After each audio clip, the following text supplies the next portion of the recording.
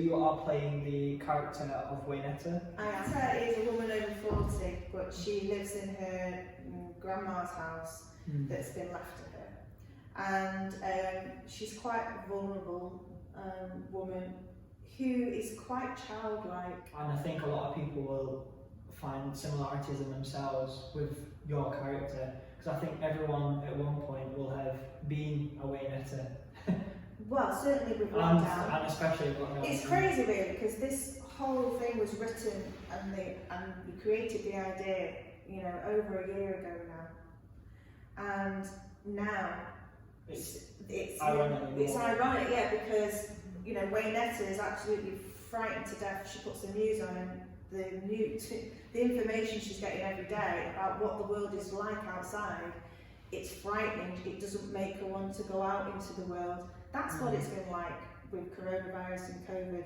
Everybody's suddenly become into these insular environments where they're, you know, locked in with their immediate families, not able to access the outside world. And then their only form of communication seems to be through the media, who's giving them fear after fear after fear about going out. So now, when things are starting to relax and we're being told, Boris is saying, right, go out into the world now, people are like, oh, I'm gone. Oh, you've just instilled me with a body full of fear, and now I have to go and integrate back into society.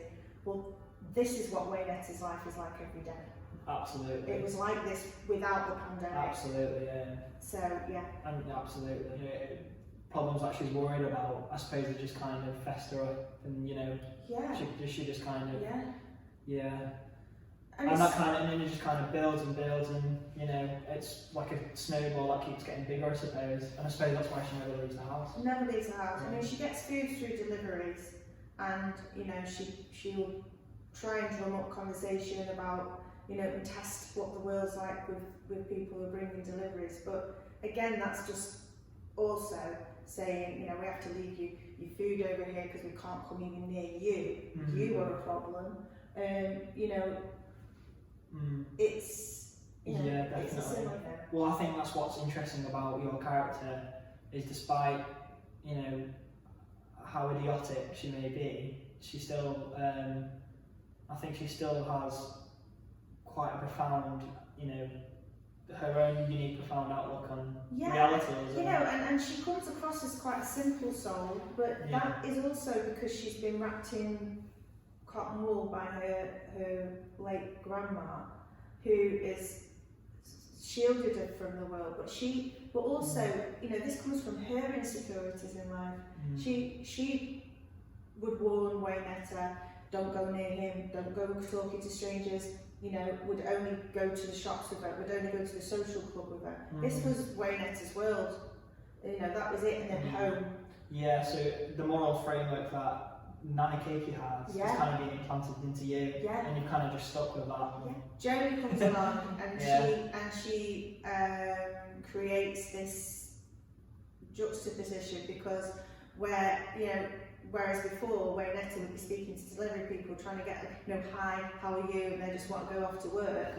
This, all of a sudden, this person, who she's happened upon, wants to have a conversation, wants to know her name, is intrigued about her name, you know, this, you know, instantly, and whereas she's been frightened of the world, even if she's living in a skip.